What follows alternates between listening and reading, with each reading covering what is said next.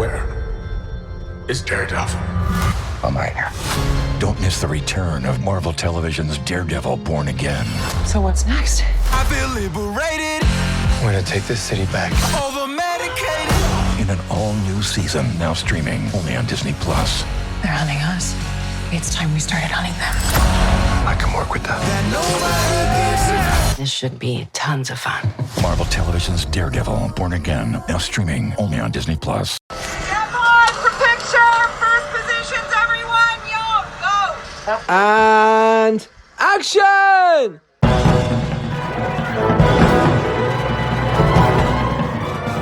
Hello and welcome to episode Who Knows What of the Filmmakers Podcast.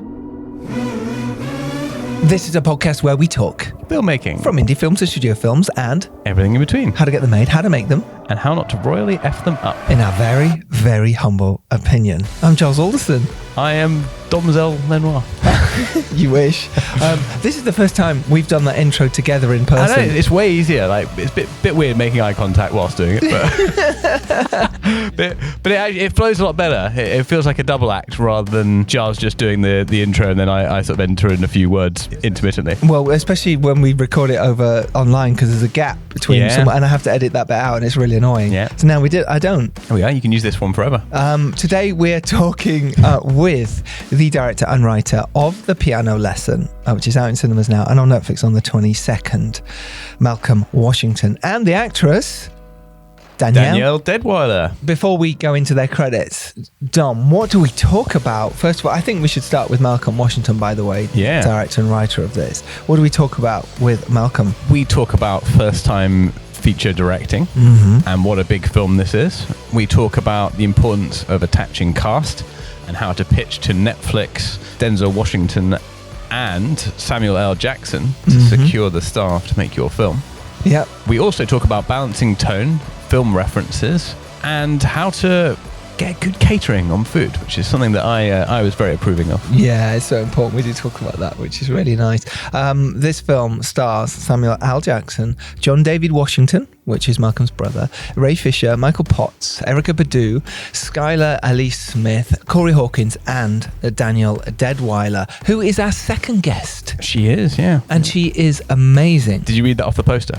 I did, yeah. We did some great set design in the room. There were like some massive, very nicely made cardboard, but like good cardboard cutouts of the poster. Good cardboard. And so we've positioned them around the room to create a surround sound 5.1 piano lesson poster experience. Yeah, we are in the Hammett Hotel, which is Dom's favourite of all canapes. Hotels, because this has the best canapes for us press that we get called now, I think. And it is a junket day, shall we say? And we've got one of the beautiful... No junket food for us.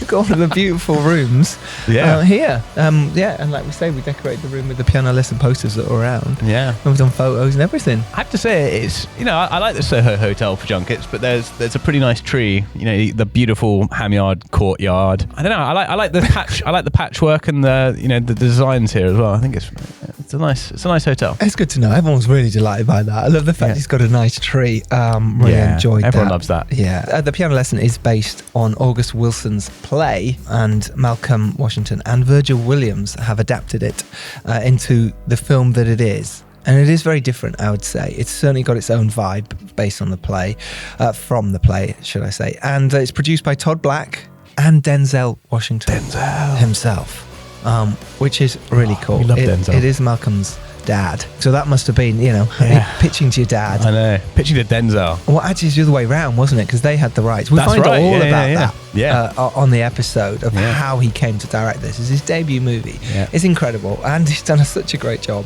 The composer is Alexandra Desplat. And the cinematographer is Mike Giulakis, who is known for It Follows and Us. And it's quite interesting that he is the cinematographer here. We talk about that as well. And some pretty good film references that were discussed. Yeah. One of my favourites, Assassination of Jesse James. It's a great movie. One of the best, I think. Like, best acting, best cinematography, best music. It doesn't get talked about as much as it should right now. Yeah. Let's give him a shout fabulous. out. Yeah. Let's give it that. I think they deserve it. Yeah. Magnificent. And this is from that vein of Yes. just, great drama acting and really impressive visuals. Yeah, The Piano Lesson. It is out in cinemas now. You might have a piano lesson too. I've had piano lessons What when I was young. grade are you? I got to grade. I wasn't good I at the got to grades. grade 2 and I gave up. I think I got to Yeah. grade 3 or 4. Oh, okay. Of course you did. But of course I did. But that's still not good enough. But I was probably a grade 7, but I just didn't do the grades. I could play a bit. Oh, okay. If there was a piano here now, Yeah, because you love a bit of musical I theatre. would. I love a bit of musical theatre. Me, I went to see my niece over the weekend. Very in nice. Legally Blonde. It was very nice. Oh, okay. She was fabulous, isn't it? Well It was a done. wonderful show. I Yeah. actually was amazed. I'm actually thinking, it has been on my mind for a while to make a musical film. And I was talking to a big theatre producer last week Wow. about potentially Giles Dom the musical. doing it. I was in the West End, wasn't I? I trod those boards. I was a hoofer. Yeah. I flapped around in the background and in the foreground. And I'd love to do a musical. Well, that'd be fabulous. It would be fun. I should cast you as a dancing pony. What would you like to be? I'd like to be a tree. You'd like to be a dancing tree. Yeah, Could you be like a dancing tree. Whomping Yeah. Willow type Yeah. thing? There we go. Right. A Domping Willow. Cast done, sold now. Oh. How are you? How's your week been? What's happening? pretty good, yeah. I mean, you can't see it, but we'll talk about the story because it's Yes. So everyone, I turned up and Dom has got what looks like strawberry jam down his white jeans. He's wearing white jeans, ladies and gentlemen. Yeah. It is white 2024. designer trousers. Yeah. Oh, white designer trousers. I'm so sorry. And I came in. I thought, oh, it's stylish. It looks like there's sort of part of the design.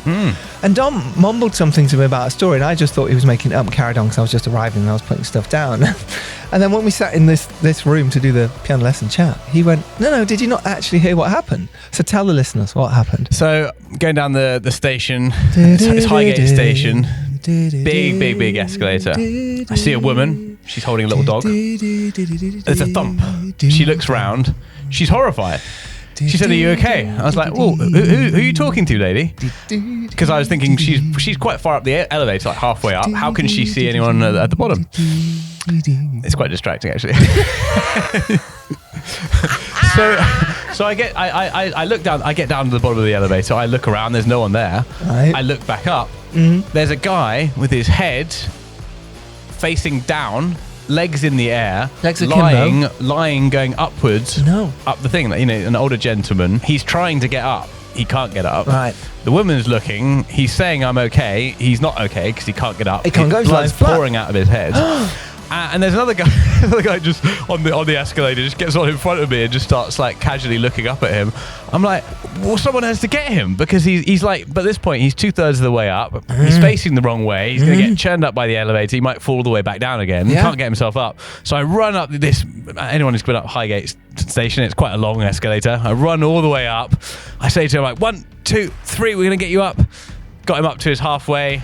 The crest of the elevator is in sight. Oh my gosh. I say another 1, 2, 3, like, we've got to get you up, right? We've got to get you up, right? 1, 2, 3, hoist him up, get him onto his feet.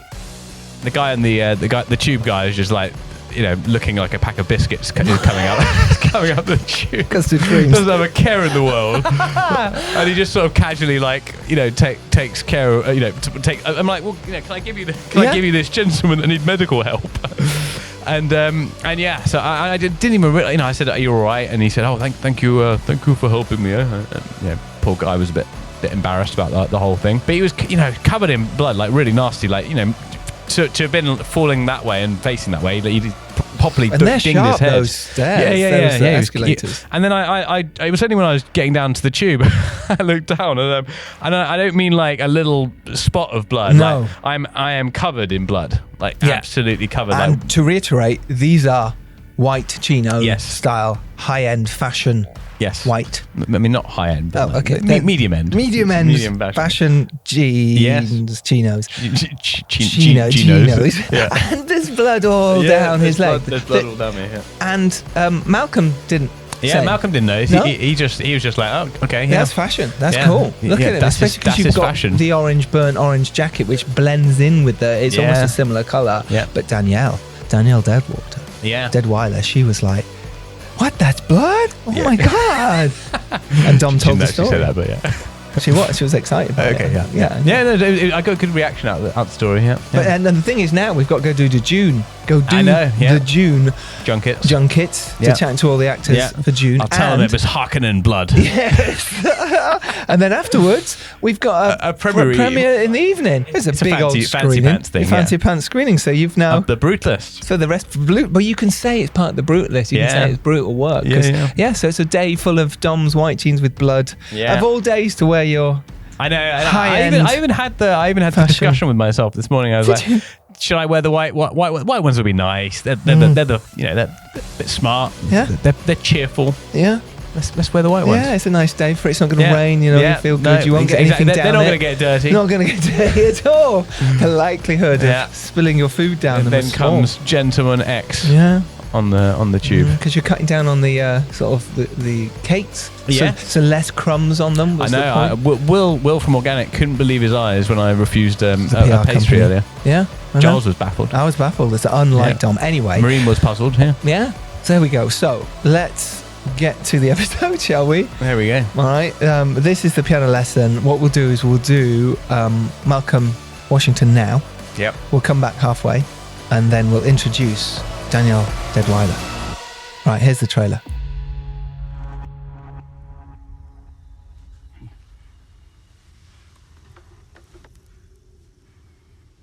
You feel that?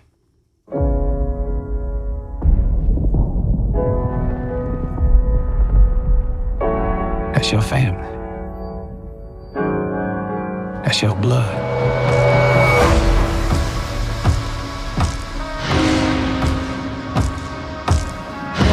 Sometimes you be in trouble. They might be around to help you. Tell your mama to tell you about that piano. Ask her how them pictures got on there.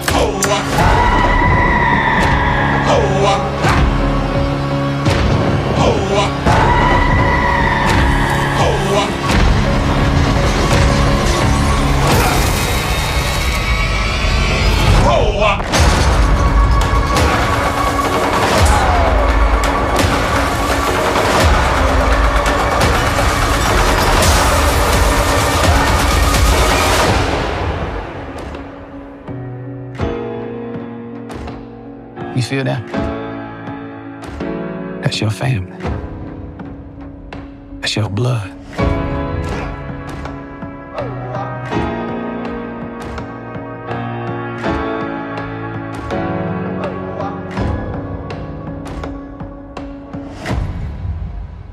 Hey, how are you? Giles. Malcolm. Hey, nice Dom. Dom, nice to meet you. Nice to see you on the comfy couch. Sure. Oh, it is good. Wait, let me get some. Yeah. It is comfortable though. Yeah. I love a hand mic. Do you? Yeah. Yeah? It just feels like you're in a... It's personal. It's isn't it? personal, yeah. it's personal. And Yeah. it feels like you use it when you have something to say. Yeah. It's like you're no bullshit. It's not just.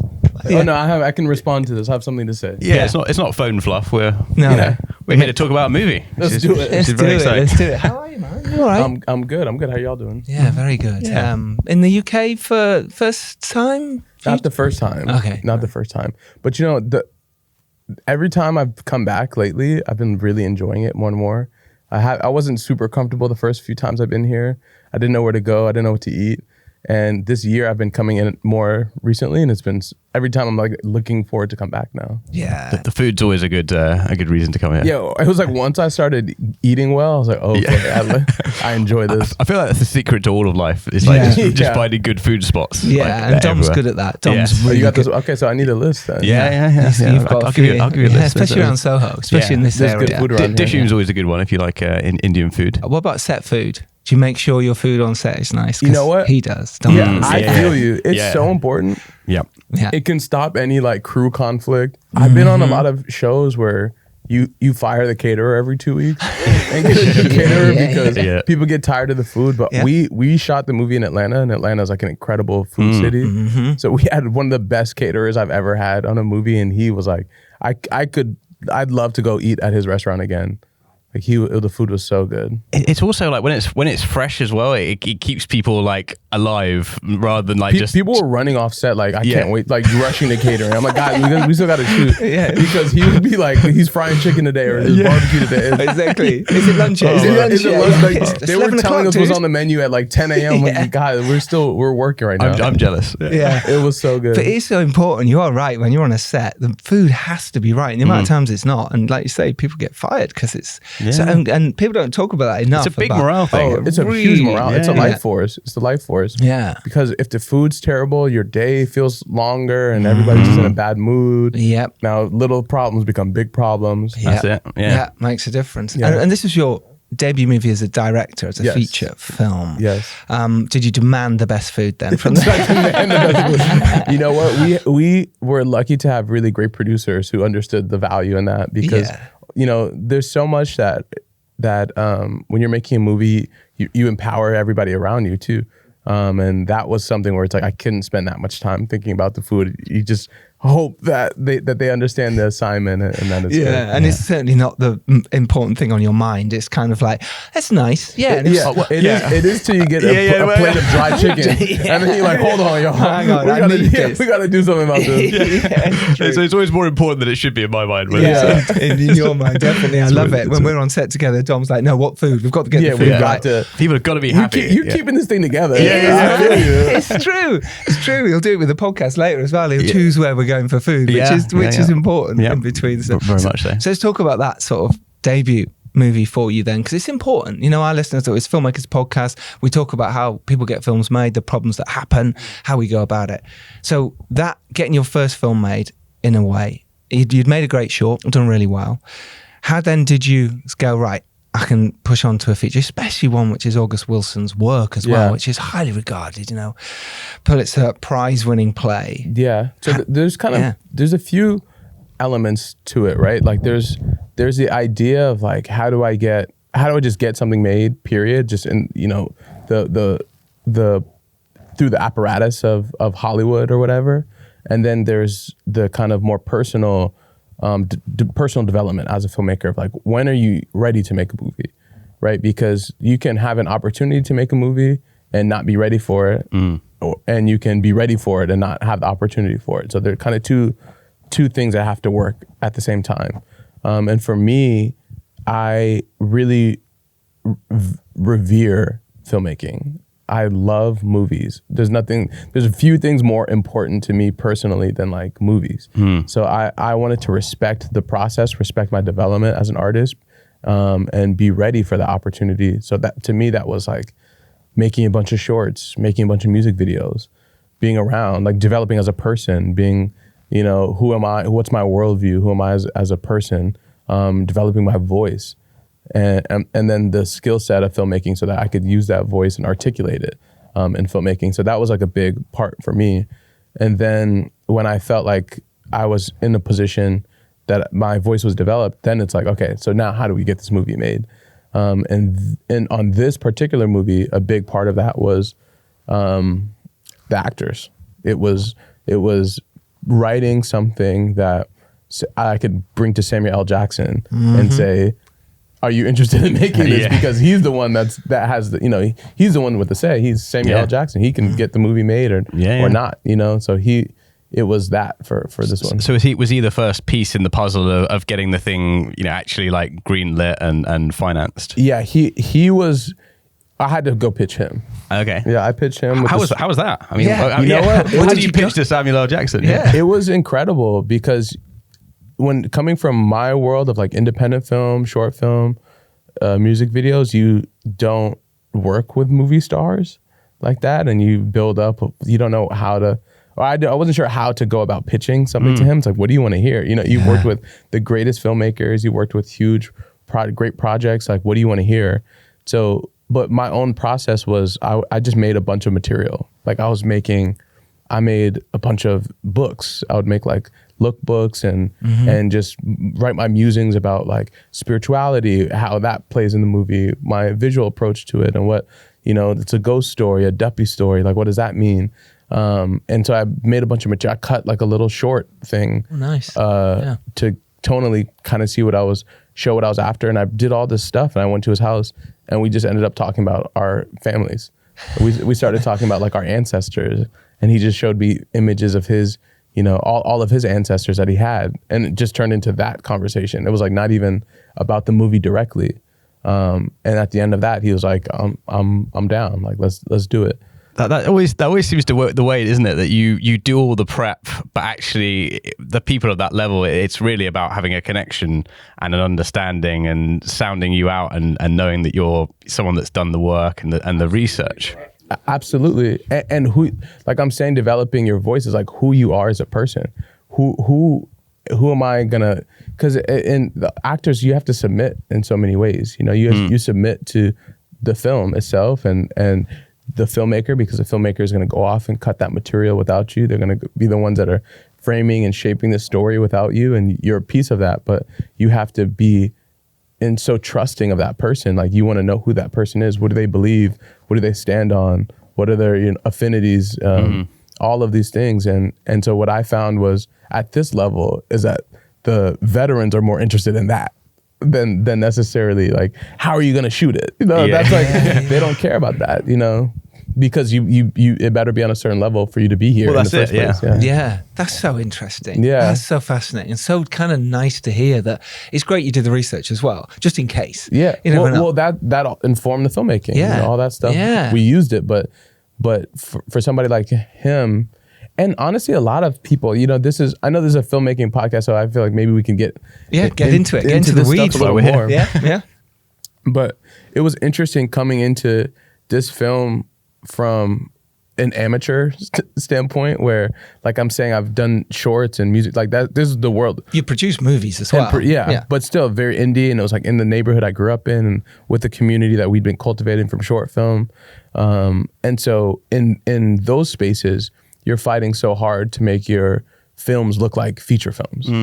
You know, in short, you want your music video to look like a feature. You're shooting on anamorphic lenses if you can get them. You're trying to shoot 35, or you know, you're pushing so hard to bring a certain kind of polish to it. And in this film, I'm working with like my editor. I love my editor. She became like my close confidant, Leslie Jones. She cut Thin Red Line. She cut, a bunch of stuff with Paul Thomas Anderson, Punch Drunk Love, The Master, incredible films, like my favorite films. Yeah. My DP, Mike G, he shot It Follows, an incredible movie. I was going to ask you about that, why you sort of chose not necessarily a horror DP, but someone who'd done work that was not necessarily your, award-winning Oscar bait, which in a respectful way is, and to choose a DP that had done more horror, I was like, that's an interesting choice. So that's what we tried the whole way through. We tried to make. I wanted this film to be different from the other ones. We're presenting a new image of August Wilson, something that's going to be in genre. Something that's going to have more modern filmmaking, a modern visual language, a modern sonic approach. And Mike G shot It Follows, which is a movie that I think was really influential in contemporary kind of horror visual language, like what he was doing with the camera in that film, with the light, like that kind of top light thing he's doing. And that was brilliant. Same with Us. And so I was like, from the hires, that's the other thing. When you're a new filmmaker and you're working with a studio, who you hire, you pitch them your vision of it, but as you start hiring people, that's telling them again, hey, I'm trying to make this is who we're coming with. Yeah. Mike G, they're like, okay, we understand what you're after now. Okay, got it. We bring in Leslie. Okay, we understand we bring in Desplat, our composer. Okay. We see what you're putting together now. But I was really interested in the tone, because there's almost like 3 movies in this, and they're all brilliant, and none of them are competing. They're all sort of working very nicely. There's this one like very Roger Deakins looking film, which is epic flashbacks. Like the fields, the sort of sunsets, the train approaching with the smoke, like this hugely sort of cinematic. You're over here calling out our references now. Yeah. I mean, it just reminded me like straight of like Assassination of Jesse James. We looked at that's one of Mike's favorite movies. That's one of my favorite movies. Yeah. And then there's also there's also the ghost story that comes in the middle of the film, but then there's also these like really nuanced long, complex dialogue, actor-focused scenes. So, like, can you just talk a little bit about how you balance those and how you sort of came up with the idea for that? Yeah, those different tones. Yeah, I think that I had such a strong belief that modern audiences could handle this kind of thing where there's so many mixed format like stories being told right now where you can really stretch something and have all of these different elements in it. And I looked at this film, Memories of Murder, director Bong. I don't know that one. Okay. Yeah, it's isn't it is it Asian cinema? Yeah. That's right. Bong Joon-ho. Yeah, that's right. Yeah. Okay. And in Memories of Murder, there's all these different tones. It's like it's like a true crime story that's kind of silly and dark and dramatic. And our film has the same thing, like you're saying. There's all these different tones, and I'm like, how do you balance that? And one way that we felt like we could tie all of these things together was in being honest in the storytelling. Being truthful in what we're doing, but also point of view. Using point of view and characters to get us into different kind of genres, different versions of the story. So we have this ghost story and this haunting that's happening, and Danielle's characters and her point of view, her trauma that attributes so much of that. That was like our in for that. So she's always kind of bringing us into this haunting. And then Boy Willie is this kind of bombastic, silly guy who's very singular and passionate about what he's after, but he's kind of funny in the way that he goes about it, and he brings us out of that heaviness into this kind of silliness of this guy, a bull in a china shop, like just bouncing off the walls. And so with each character kind of brings us to these other moments, and that kind of grounds the whole thing and ties it together. And talking of, we were just at the point where you got Samuel L. Jackson on board. From there, you mentioned studio in your previous chat there. Was it a case of you'd speaking to the studio beforehand, and if Samuel comes on board, it's a go, or when you got Samuel, did you then go to the studios? So Netflix already had the rights. Oh, okay. So I had to pitch the actors, and I had to pitch Netflix. Right. Okay. So when you say they were on board, so you'd already sort of got the rights and gone to Netflix. So Netflix had the rights. They had the rights. Okay. Netflix had the rights. So you had to go to them. I had to go to them. Okay. They had the rights, and they were looking for a filmmaker. Right. Yeah. And you went, hello, I I'm said, on. hello. Yeah. Me, I've got some I'll do ideas. it. I'm free. How did you pitch? So you pitched to them what you were talking to us before with the pitch text. Exactly. Sort of similar to Samuel L. Jackson. Exactly. Wow. And they said, right, go get someone like Samuel. Yeah. Well, bring Samuel, then we'll sign off. Well, they signed on. They let me write it. They paired me with Virgil Williams. Yes. Very nice. And so we wrote it together. And then once we wrote it, I went to Sam first, actually. Right. I went to Sam secretly. Yeah. I was like, not secret, but I know you're a part of this. Trench I went to coat and Sam. glasses. Yeah, exactly. I'm sneaking over. Sneaking in, yeah. Hey, Sam. And but honestly, it's like if you can get the main actor, movie star to support you, the network, the studio, or in this case Netflix, they'll hear you better. Yeah, definitely. And shout out to Netflix, because Nija, we had an incredible executive who understood. She's a legend she's a legend of an executive. She got Judas and the Black Messiah made, and that was a huge success. That's a huge success. And Shaka King is like a big hero of mine. So when I heard that Nija was our executive on this, I was really, really excited to work with her. And she understood what we were after immediately, and was excited to retell this story in a new way, in a genre kind of way. And coming in with my brother and Sam behind me, it was like, they were like, okay, we got it. So how did that family affair happen? Because I mean, it's such a great sort of dynasty that you're part of. How did you get them involved? Like, at what point were they excited and interested as well? We were literally going, John, you're in this. Tough shit, mate. Well, he was a part of it too with Sam. So they together, it was like Sam and my brother together we're gonna do the movie, and they didn't know who they were gonna do it with. Okay, right. So so you were pitching not only to Netflix but to your brother and to Sam to say, look, I'm directing this. I like we've done this. We found this out in Memento style, like going backwards. To work out the pieces of this puzzle. But in this triangle of pieces, Sam is like Samuel the Jackson. linchpin. Yeah, the wheels of happiness. If you can get Sam, then the other things can fall in place. Of course.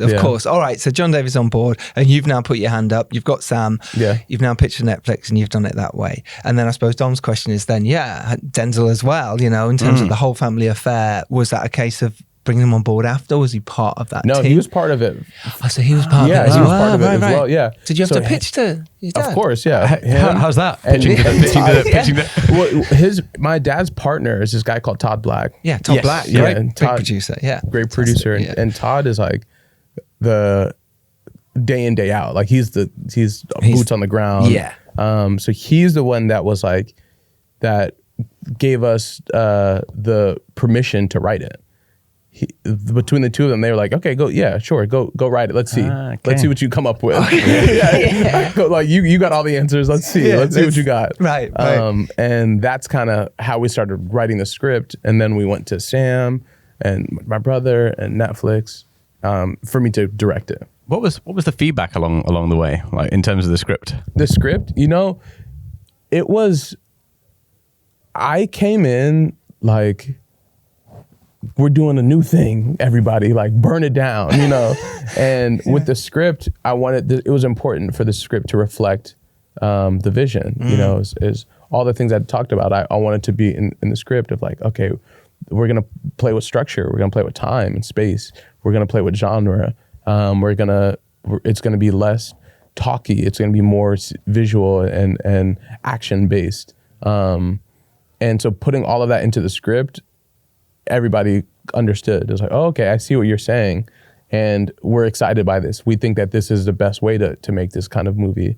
Can we push it even more? So then everybody got behind it, and we just started figuring out ways to continue to push at the margins, push it further than what we've done before. Yeah, that's so cool. That's really nice to hear as well, that it came a bit of a collaboration. Your first draft, when you had to sort of hand that in, if you like, to sort of go, because it's always nerve-wracking when you're handing a script to even your friends to say, look, have a look. This is your family, this is your peers, this is people you love, and you really want, this is a chance to, this is maybe the only chance, the first one. Yeah. How was that? And did you really, really hone it, your first draft handing it? The first draft was, like, for all the things you're saying, it was really scary because you want to, this is such a revered text.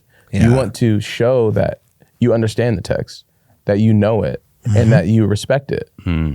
So our first draft was probably the most traditional take we had on it. It was infused with all the genre elements we wanted to put into it, but it was the most reverential one that we had.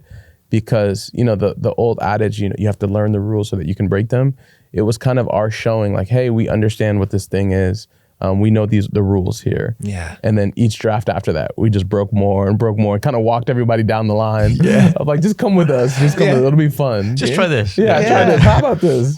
So getting the actors on board and then working from the script and what's your rehearsal process with the actors? I mean, just from John Washington's point of view, like I thought this was the most Denzel performance I've seen, like that gravitas and weight. But there's also so much fun in there. Like, how did you did you do a lot of conversations in advance? Did you work on set with like running through scenes, especially the long sort of scenes in the house?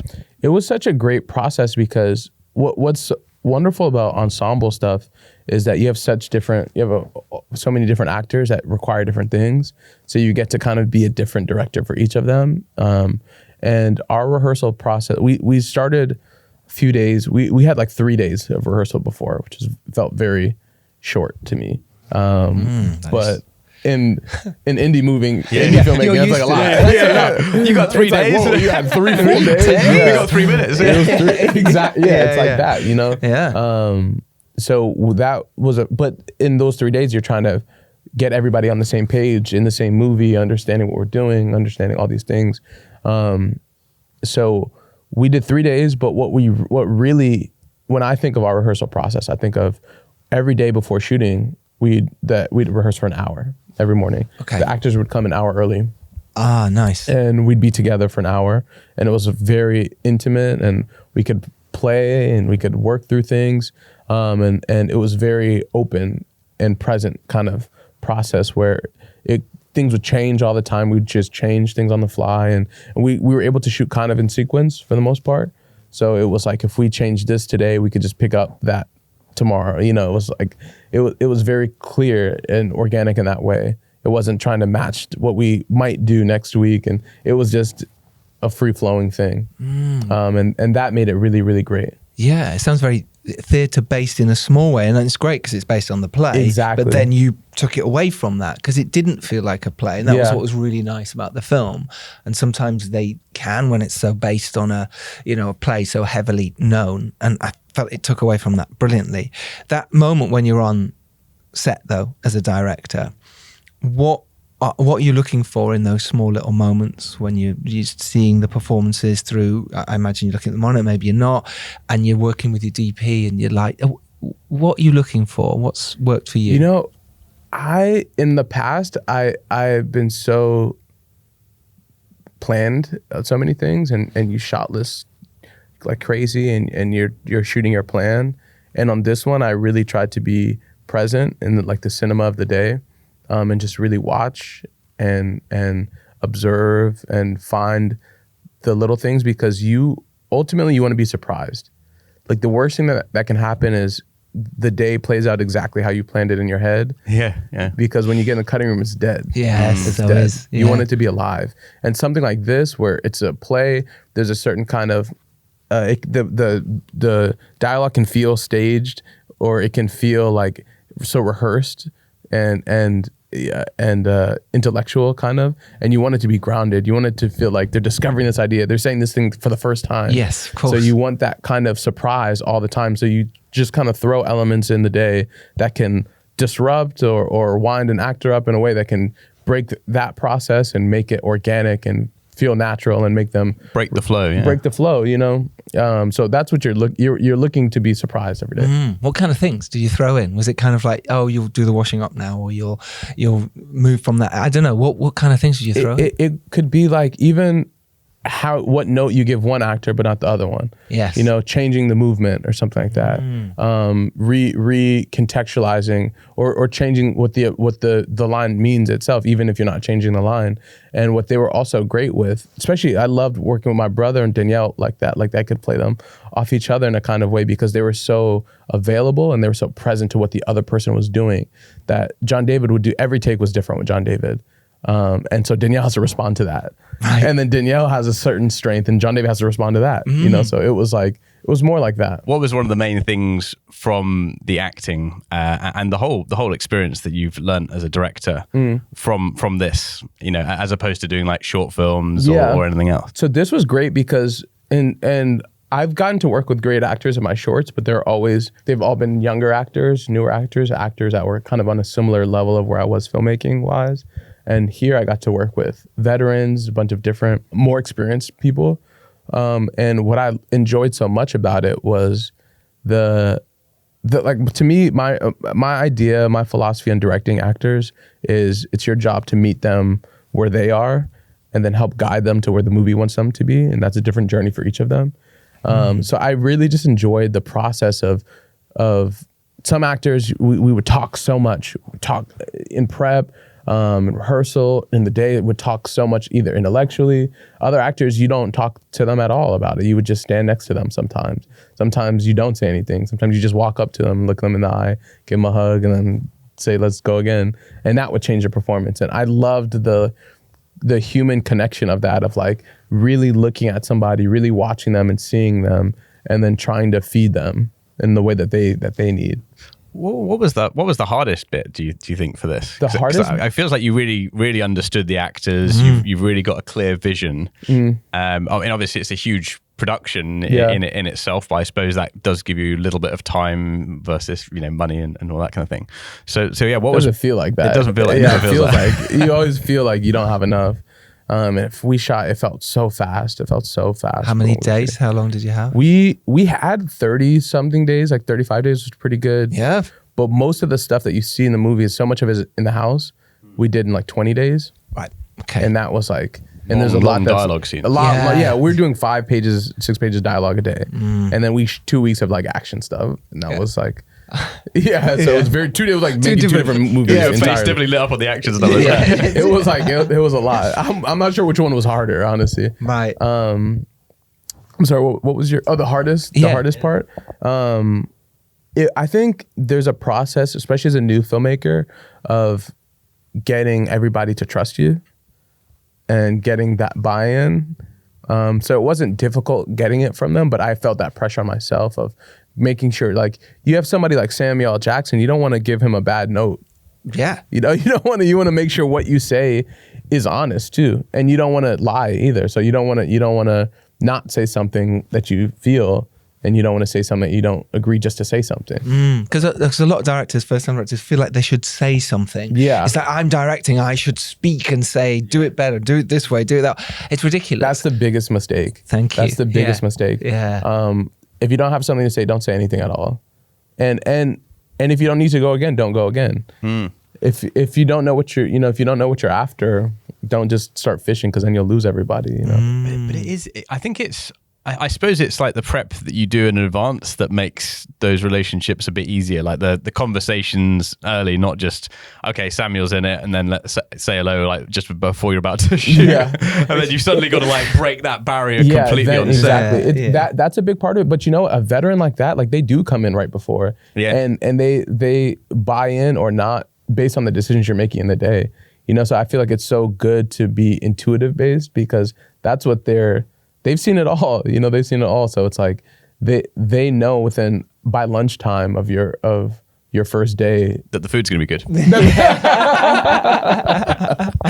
Was there a moment when it didn't work, or when you felt like, oh, I'm in hot water and I need a way out? Because we can all get tired as well, so we can easily make mistakes. It's kind of what of course we do. You're going to, and it's how you deal with that. How did you? And there was happened? a day, not necessarily with the actors, but there was a day the first week that really determined how we were going to make the movie.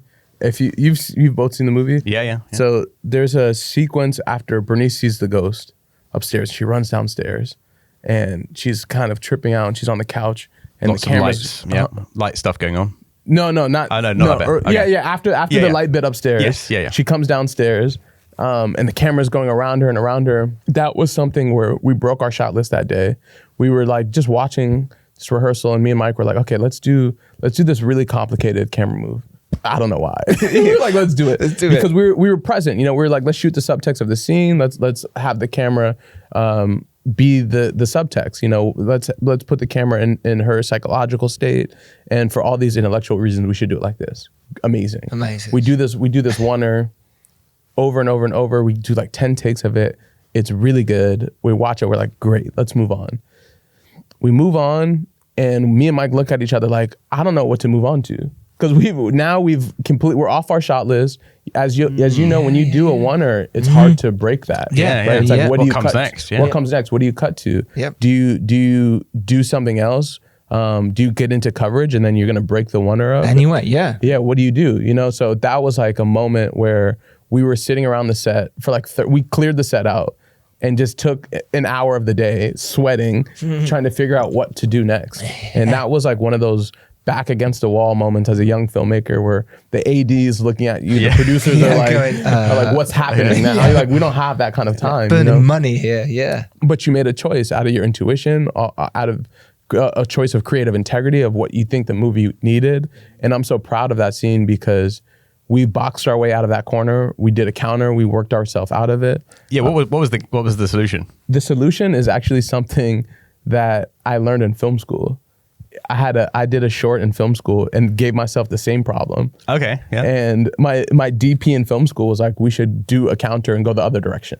And he's like, oh, and then when we cut it, you started cutting across motion, and it was these really dynamic cuts. Yeah. Where the camera's going left to right, and then you cut and it's going right to left on an action, and it was just made this dramatic scene so dynamic. Yes. So that's what we did. We did a counter where we go the other direction, and in our film, Boy Willie walks across, we cut to him, then we cut back to Bernice, and it's like this tension has so much dynamism because you're cutting across motion. And no one gets dizzy at the end. And no one gets dizzy. You get recorrected. Yeah, you get recorrected, and then we landed in this thing, and it was like, wow, okay, you made a hard choice. You suffered a little bit for it, but the movie got so much better because you did it. Definitely. And you boxed your way out.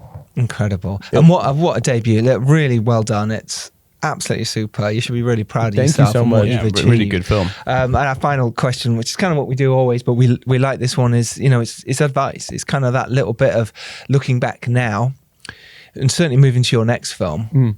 What will you take with you? What's the good things that you really learned from this, and the things that you would love to have next time? Yeah. The thing that Good catering. Always first and foremost is is how important casting is. It's a twofold thing. Casting, not just of your cast, but of your crew. It's the same thing. You need to approach it the same way. You want like varied opinions, varied experiences, and all these things. But with that is empowering everybody. Is as a director, it's your role to kind of inspire everybody, to get the best out of them, to let them do their best work. And that's like not micromanaging. Sometimes it's being like, it's just winding everybody up so that they can go off and make the thing that's going to be great. Because if you get the best out of everybody, your ceiling raises. You know, your ceiling's only so high if it's all your own idea, it's just a lower ceiling. And if you can get great people, great ideas, the ceiling raises and the movie gets better. Thank you, Malcolm. It's been an absolute pleasure. Thank y'all, man. This is great. Thank you. Cheers, buddy.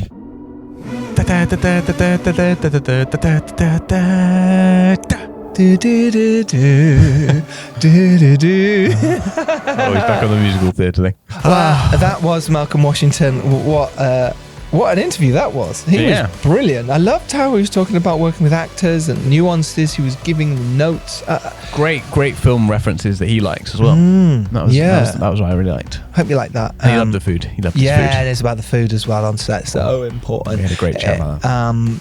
If you like that, do go onto our socials. Onto X at the Filmmakers Podcast, or I think it's Filmmakers Pod on X and the Filmmakers Podcast on Instagram, and just send a message, send a retweet, like the posts we put out, please. Why not? Hashtag what? Hashtag The Filmmakers Podcast. Hashtag there we go. Yeah. Bloody trousers. Yes. Maybe not that one. Okay. Don't know where that will lead us. Yeah. Talking of leaders, the piano lesson. Yes. Where will that lead us? Well, it leads us into John David Washington in a really impressive role, because I think one thing that he's as an actor has got really unique is this sort of sense of fun and intrigue that he sort of brings to all his roles. But one of my favorite bits with this is he brought Denzel. Like, he brought that like compelling like gravitas, like holding the room, like enormous energy. And it was pretty exciting to watch that, and to see that countered by Danielle, who is equally powerful as well. Because I mean, that's the central sort of theme of the movie, isn't it? It's just about this piano, and they're both wanting to do different things with it. And there's all these amazing, complex storylines that focus on that central conflict. So here it is. Let's get to her now. Danielle Deadwyler. Some of her credits include Station 11, The Harder They Fall, Till, and The Devil to Pay. She is a fantastic actress. She is superb. She looked amazing. She was. What I really was impressed with is she just had this like calm, composed, just regalness. Yes. Regalness is the word. Regalness. I felt like I was talking to some, the Queen or the princess. Yeah, exactly. Yeah. She's incredible. She's also in I Saw the TV Glow, which is on at the moment. If you haven't seen it, it's fabulous. Right, let's get to Danielle Deadwyler. We'll see at the other side of this. Welcome. Hey, how are you? Very good, very good. I'm Dom. Giles is just coming. Dom? Nice to meet you. Danielle. Pleasure. Have a seat. I like your tea choice. That's a good start to the day. Just make it easy. Yeah. Slide right in. Slide right in. Is this your first one of the day? Or? No, it's not. Okay, no. okay. Has there been preceding coffees? Or? No, I'm not a coffee girl. Oh, wow. Yeah, Okay. I did radio earlier, so Yeah.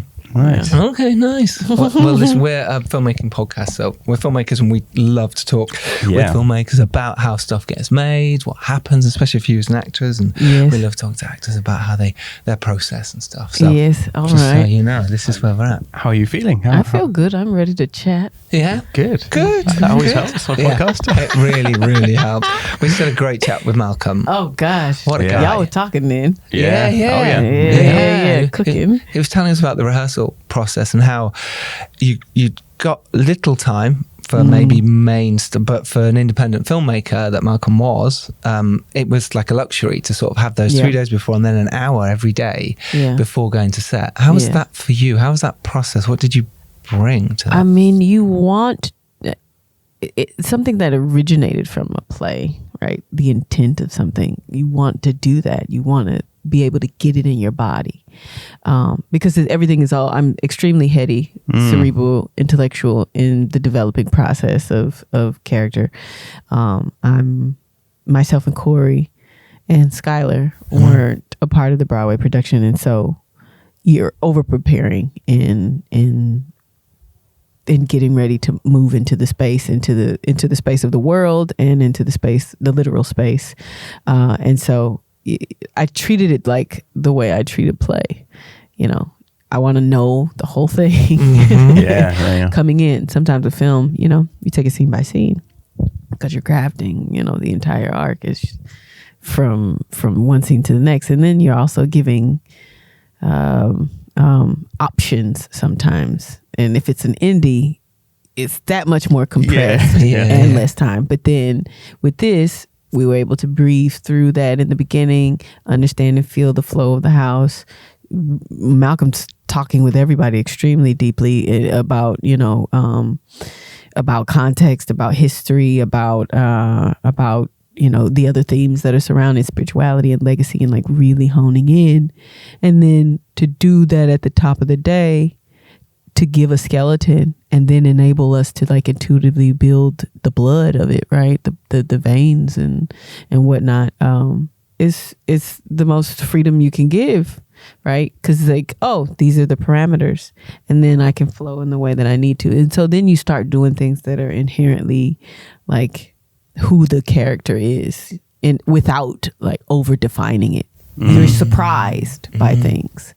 That seems to be the key, doesn't it? To be surprised. And we talked a little bit with Malcolm about that. And obviously to get the the physicality of the character and the motivations and the psychology, you've got to do all this head stuff, as you said. Right. But how do you sort of create those moments of surprise? In terms of like when you're on set and those just thinking of different options to play in the scene. Like, it's funny you say it like that. How do you create those surprises?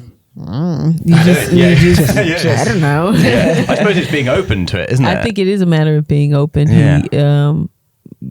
Like I'm thinking of the scene with Lyman and Bernice, and how he's just like, I'm thinking it can be, we can get to here, because they start in the kitchen and then they flow through the kind of dining room / Doker's bedroom, and then they flow into the living room, the place where the piano is.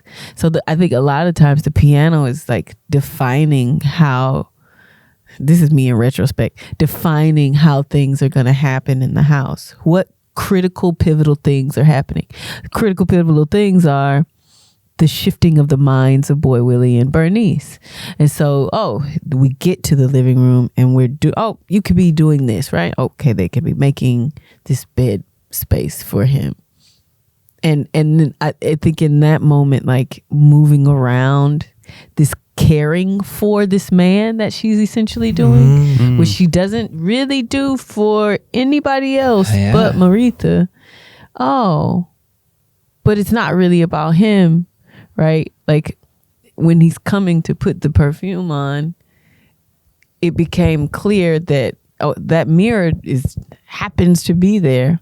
And as much as intimacy is you and this other person, it is very much about you connecting to yourself. And so then that was a surprise that Malcolm and I found in the making. And that's something that you do so incredibly well is to bring this this depth of just her past to the character that informs everything that happens in every scene in the present. Yeah. There's always this kind of weight that's so fascinating to watch. Yeah. How do you get into those sort of that? Is it from your theatre background that you sort of, especially the difference between theatre and film sometimes, and I imagine for you it's very similar.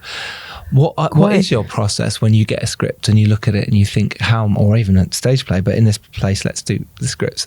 How do you get into the character? What do you find? What do you find a pinpoint at costume design? I think it's everything.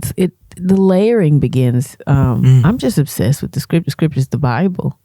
The script is just the holiest book for you. And I live there all the time. Everything is in this one kind of ongoing heirloom of sorts, right? Like we're dealing with heirlooms, so that becomes this thing that is holding all of the key to it all, which can be struck out, right? Like it can be marked out. It can be made more expansive through adding, the notes. It does a lot. I just think it's the text. I just have such a reverence and respect for writers. My sister's a writer. They have dealt with something a lot longer than you have, and I think honoring that is massive. And that's the map. The question is just how are you puzzle piecing it together? And so that's the beauty for me. Do you find that you focus entirely on what's in the script, or are there other questions outside of the script that are useful to you to ask? Well, see, that's our jobs, right? Like the actor's supposed to be the defender of or of whomever their character is, and the making of their arc, the making of who the character's supposed to become, like in thinking about how do they become who they're supposed to be by the end of the movie. Wait, so what's the question specifically? Again, the question is, so for instance, the script sort of covers a certain portion of the story. Are there ever elements that you like to ask outside of that? Right. Always. I think you find different things as you move through each stage. And I pull in other texts, like even in thinking about Piano Lesson, pulling in what I was reading at the time, which was Zora Neale Hurston's letters. And so this is a period piece of sorts, right? And so she is a woman of that era who has this wealth of letters to various people, friends, benefactors, academics, et cetera, and that's just something that Bernice is not. But I found it an interesting historical note on how a woman of that caliber speaks and engages with people. She's very much a Southerner, though, who was able to move back and forth throughout the American space from the North to the South, and is enriching language around Black Southern culture, and is influenced by the North American milieu. And so this is new space for Bernice, and yet she is growing in it. And so I felt like I could tango with things a little bit differently as a result of Zora's, mapping. She's also a hoodoo practitioner. She was looking into these spirituality things that are informing Bernice's trajectory. And so, that text was critical. Other texts in thinking about West African spirituality. I have a history with that as well, in addition to Black American Christianity. Like all of these things are weaving depth intellectually. Right. And then by the time you get into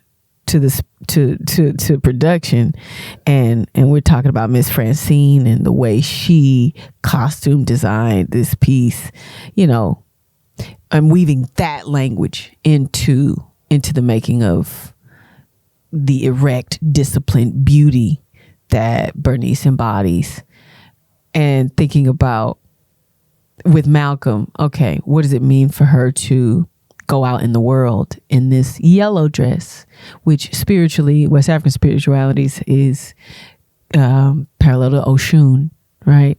And her stepping out into the world and sacrificing herself in a particular kind of way, and then coming to the purity of white when at the close of the climax of the film, being open to spirit, being open to ancestral divination and the greater beyond in general, and being a receptor to that.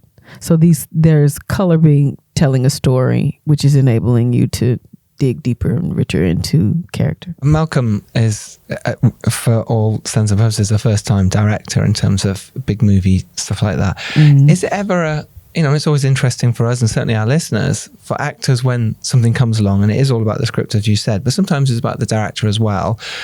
A lot of the time, and what they're director, producer, all those things. Yeah. Like who is leading, who is nurturing this piece. Yeah, and is that's something that goes through your mind as well? And yeah, it does. What is it you look for? What do you want from a director? I want someone I can trust. I want a partner. I don't know, a lover of people. A thinker. A caretaker. Someone who's open and receptive. It's a relationship. Like, it's a real relationship. You're gonna see each other every day.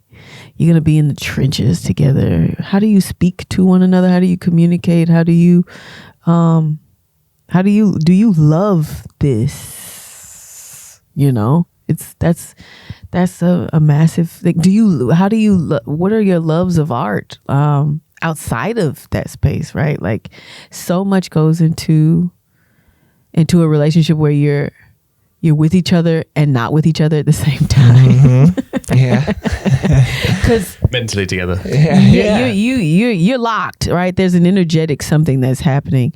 But yeah, I'm gonna go home and be alone, and I'm not gonna talk to you. But when I come back, it's like a lock and key. That there's an intuitive something that has to be present. Yeah, you need that connection. You have to have it. It's so important. Yeah. Are you sort of in general, like when someone approaches for a role? I mean, this one, was it sort of packaged? Do you like a letter to go with it, or to see like other? This ain't come with no letter. No. Like, let's sit down because like we talked on Zoom first. Okay. So getting personal sort of straight away and seeing about that connection. Yeah. And did you know Malcolm beforehand? No. Oh, interesting. No. Okay. And we just saw each other, like truly saw each other as artists in that first meeting, and understood that, we had a lot of interest and a language of care in how we communicated. That's a big deal. Yeah, it's a big deal. Yeah, because you've worked on some incredible projects, The Harder They Fall, Till, etc. Yeah, big stuff. And we've worked with various directors over the time. What's one thing, that not only the things that trusted that you said, but what's the things to look out for directors listening now to sort of go, that's annoying. That doesn't help us as actors. Please, go nuts. You will names as well, not get me.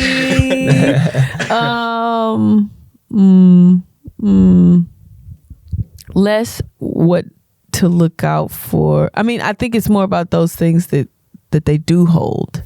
Protection. I think that's a big thing for me. How do you protect the work? Because at the end of the day, the director is an artist too. Yeah. The producer's supposed to do a lot of that protection as well. The director protects the art in a certain way, right? The making of that art, the leading one through, right? And then the producer is to protect all of the artists and everybody who's on the set to usher the baby in. They're the doula.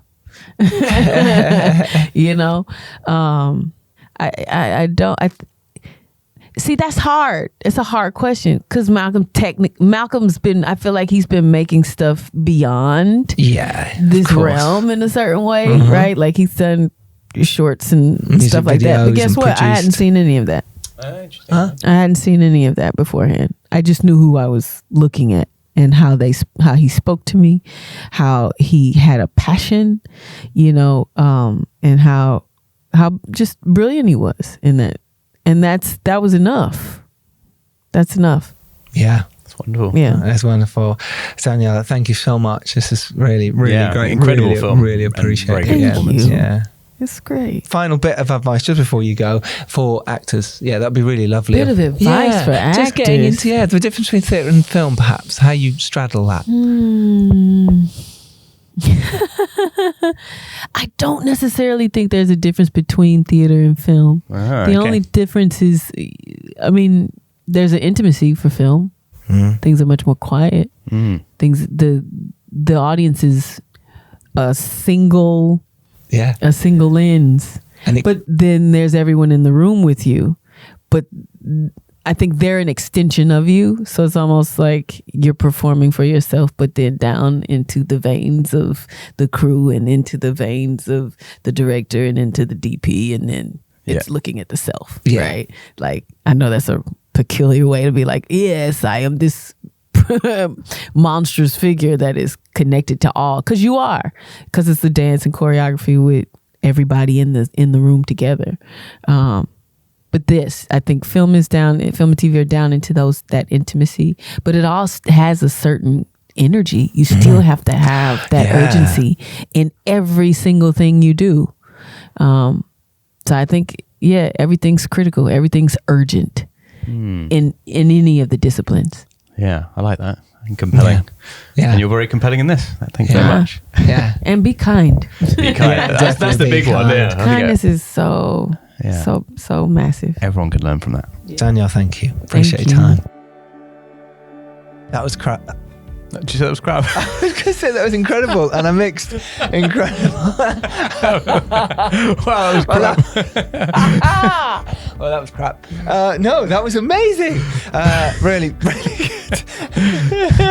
She was wonderful, and she brings such an interesting. I love roles where they have this inner power that isn't like it's not aggressive, it's not like showy, but they've also got a huge weight behind their will. Yes.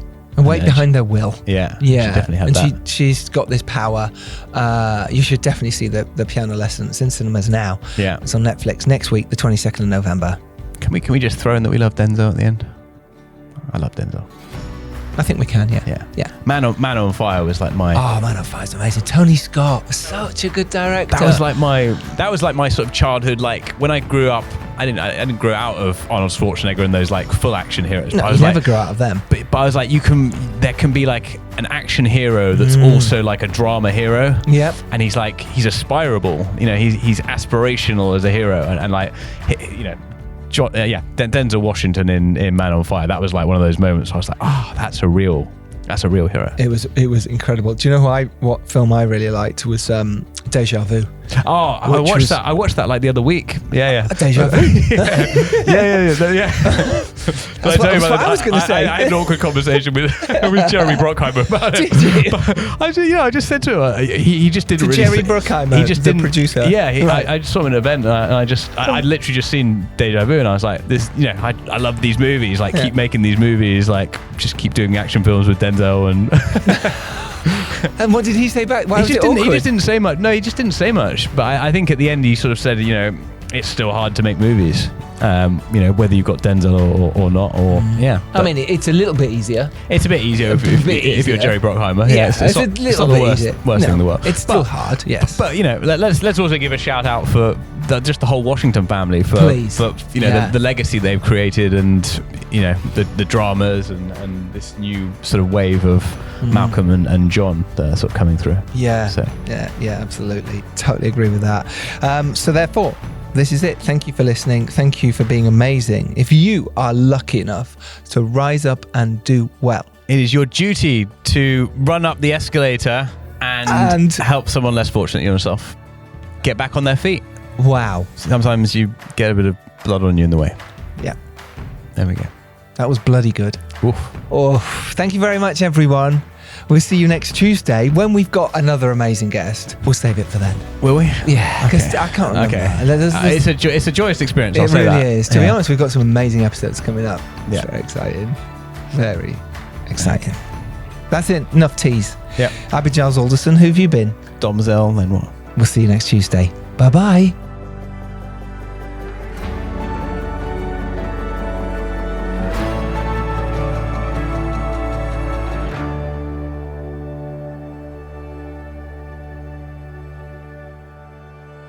It's not insulting to call myself Denzel.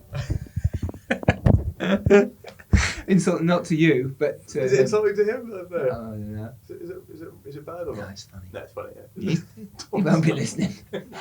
He might. He might.